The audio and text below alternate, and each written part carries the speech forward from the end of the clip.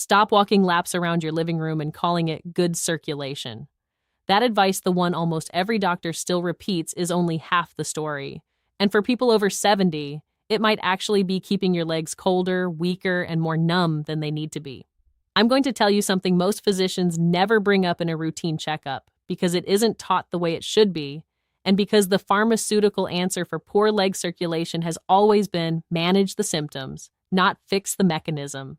Here's the study that changed how I think about this. Researchers at Northwestern University and the University of Florida ran a randomized, double-blind clinical trial on 90 people with an average age of 71, all diagnosed with peripheral artery disease. That's the medical term for reduced blood flow to the legs caused by narrowed arteries. The participants took a specific form of vitamin B3 every day for 6 months. The results, published in the journal Nature Communications, showed those participants increase their walking distance by more than 57 feet compared to the group taking a placebo, whose walking ability continued to decline, as it typically does with this condition. 57 feet might not sound dramatic until you realize that for someone with blood flow problems in their legs, every additional step without pain is a step back toward independence. That's item number 1 on today's list, and by the end of this video, you'll understand exactly why it outperforms everything else we're going to talk about and exactly how to take it. Before we dive into the full countdown, I want to ask you something, because I genuinely read every single comment on these videos. Tell me your age, and tell me this. When was the last time your legs felt cold, heavy, or tingly for no clear reason? Was it this morning, last week, during a walk that used to feel easy? I ask because the answers you leave down there shape what I cover in future videos, and because I want you to know this isn't a one-way conversation.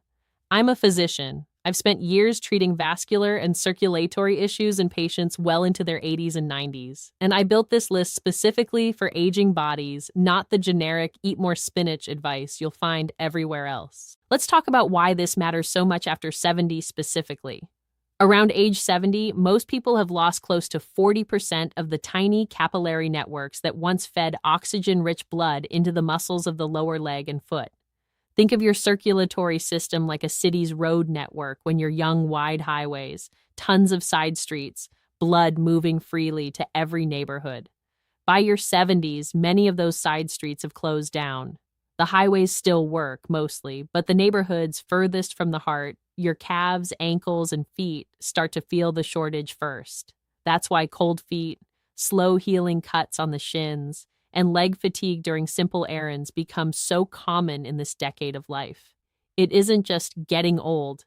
It's a specific, measurable decline in vascular density and mitochondrial efficiency, and the right vitamins can meaningfully slow or even partially reverse that decline. So let's count them down, 5 to 1, from good to genuinely life-changing. Number 5 is vitamin E. Here's the dramatic part first.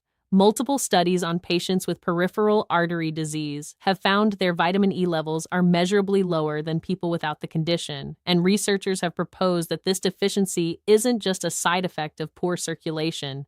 It may actually contribute to the arterial damage in the first place.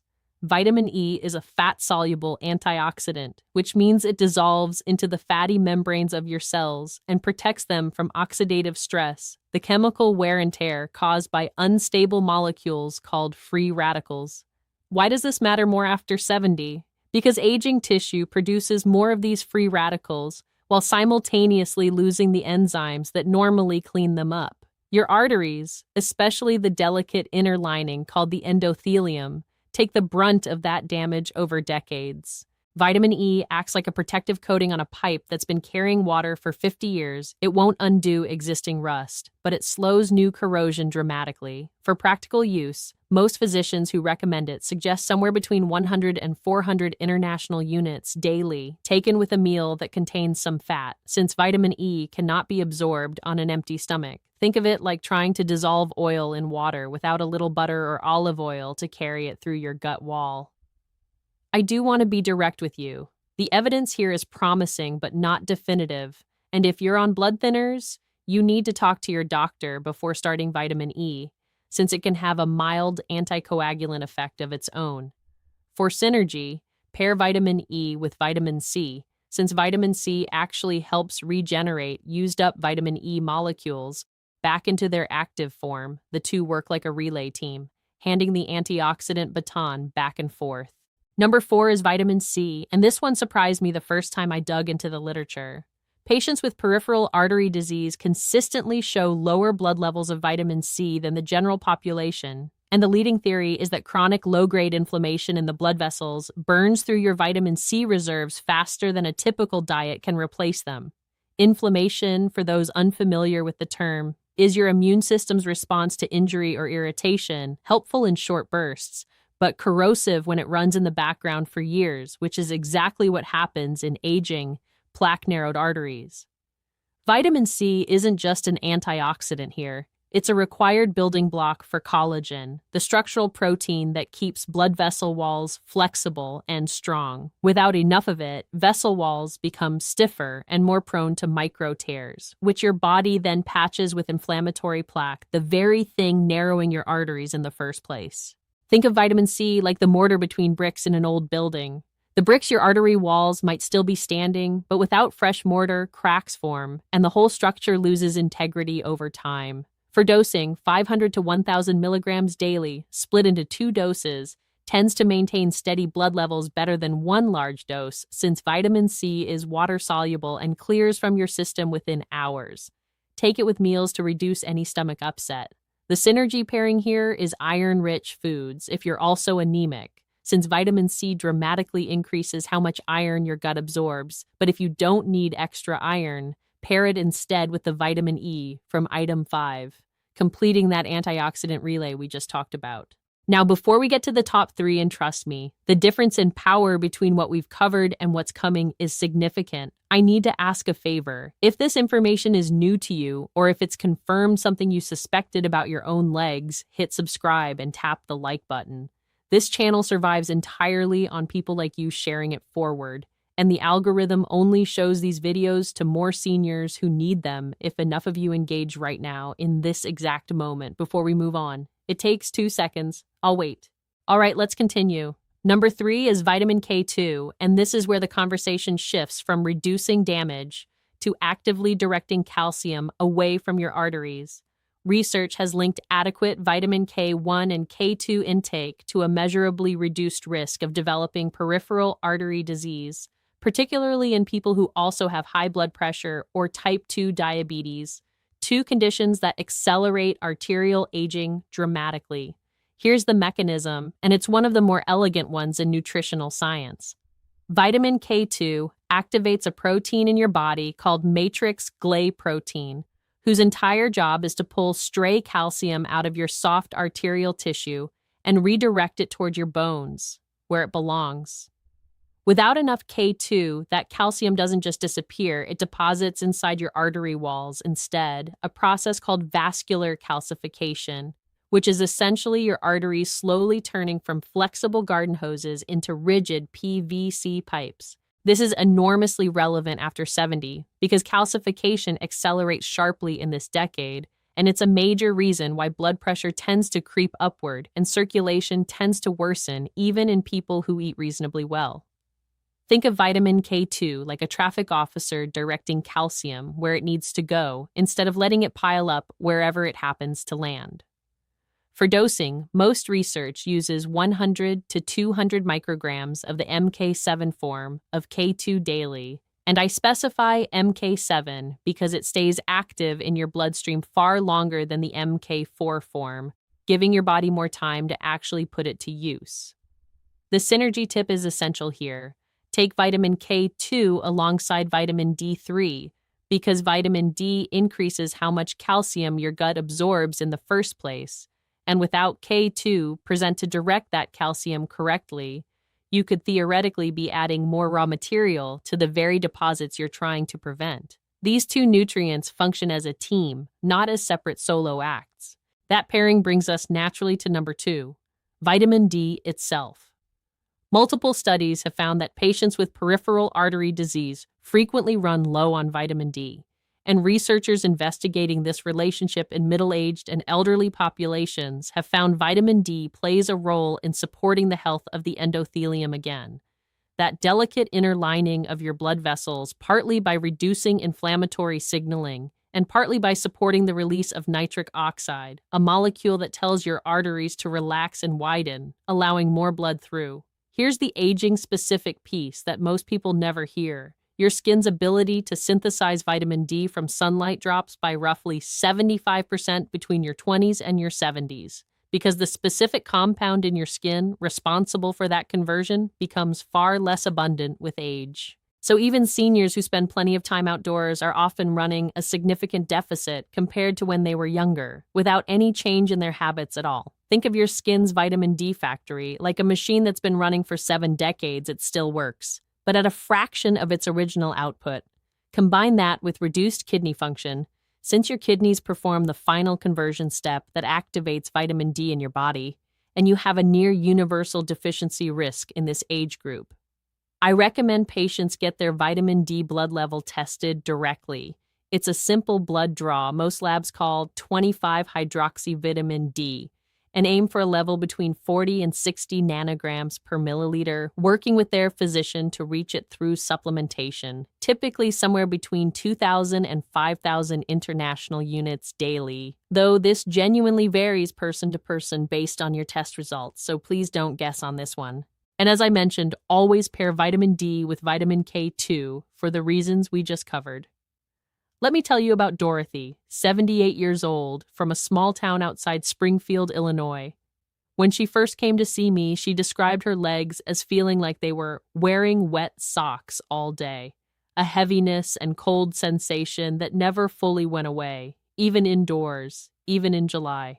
Her vitamin D level came back at 14 nanograms per milliliter, dramatically below where it should have been.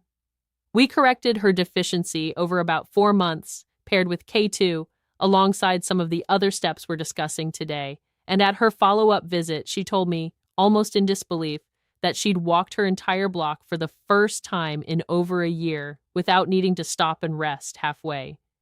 That's not a miracle. That's what happens when you correct a measurable deficiency that was quietly sabotaging her circulation the whole time. And that brings us finally to number 1, the vitamin I opened this video with, and the one I believe deserves far more attention than it currently gets. Nicotinamide riboside, a specific and highly bioavailable form of vitamin B3. I want to walk you through exactly why this outperforms everything else on today's list, because the mechanism here is fundamentally different from the others. Everything we've discussed so far works by protecting your arteries or redirecting minerals. Nicotinamide riboside works by directly refueling the energy factories inside your muscle and vascular cell structures called mitochondria. Here's the aging problem in plain terms. By the time you're past 70, your levels of a molecule called NAD+, which mitochondria absolutely require to produce usable energy, have dropped by roughly half compared to your levels in your 20s. Nicotinamide riboside is one of the most efficient known building blocks your body converts directly into NAD+. Think of your mitochondria like a delivery truck fleet responsible for hauling oxygen and nutrients into every cell of your leg muscles. NAD+ is the fuel that keeps those trucks running. When NAD+ drops by half, it isn't that you have half as many trucks, it's that every truck you have is running on fumes, moving slower, delivering less, and breaking down more often. This is a major contributor to something called anabolic resistance, a term describing how aging muscle becomes less responsive to the nutrients and signals that used to rebuild and maintain it efficiently. Nicotinamide riboside directly restores fuel to that system. In the Northwestern and University of Florida trial I mentioned at the start, the participants weren't just healthier on paper, they walked measurably farther for 6 consistent months, compared to a group that continued declining, as untreated peripheral artery disease naturally does. That's a direct, functional, walk-out-your-front-door improvement, not just a number on a lab report. The lead researchers have already discussed plans for larger follow-up trials, and there's growing interest in testing this compound in healthy older adults, not just those with diagnosed disease, because the underlying NAD+ decline happens to nearly everyone as we age, whether or not we've been formally diagnosed with a circulatory condition. For dosing, the trial I referenced used it daily for 6 months to see meaningful results, and most physicians who recommend it suggest doses in the range of 250 to 300 milligrams per day, typically taken in the morning, since some patients report a mild boost in energy that can interfere with sleep if taken too late in the day. For synergy, pair nicotinamide riboside with a source of resveratrol or with regular light resistance movement, even just standing up and sitting down repeatedly for a few minutes, or short daily walks because physical movement helps signal your mitochondria to actually use the additional NAD plus you're providing rather than letting it sit idle. Fuel without demand doesn't get burned efficiently. Fuel paired with use does. I want to tell you about Harold, 74, a retired mail carrier from a suburb outside Tampa, Florida. Harold had spent 40 years walking routes on foot, and when his legs started failing him in his 70s, it hit him harder than most, because walking wasn't just exercise to him, it had been his entire working identity. He described feeling like his legs had aged 20 years faster than the rest of him. After his physician confirmed low blood flow markers consistent with early peripheral artery disease, we discussed nicotinamide riboside alongside his existing treatment plan and a modest daily walking routine. 4 months in, Harold told me he'd started taking his dog around the block twice instead of once, something he hadn't done in over 2 years. He teared up describing it, and honestly, so did I. That's the kind of story that reminds me why I do this work, and why I think this particular vitamin deserves so much more attention than it currently receives. As always, every study I've referenced today, the Northwestern and University of Florida trial, published in Nature Communications, the vitamin D and PAD research, the vitamin K2 findings, and everything in between is linked in the description below, so you can read the original research yourself and bring it to your own doctor. Here's what I want you to take away from all of this. Getting older doesn't have to mean surrendering your independence one slow, painful step at a time. It doesn't mean accepting cold feet, heavy legs, and shortened walks as simply the price of admission for a long life.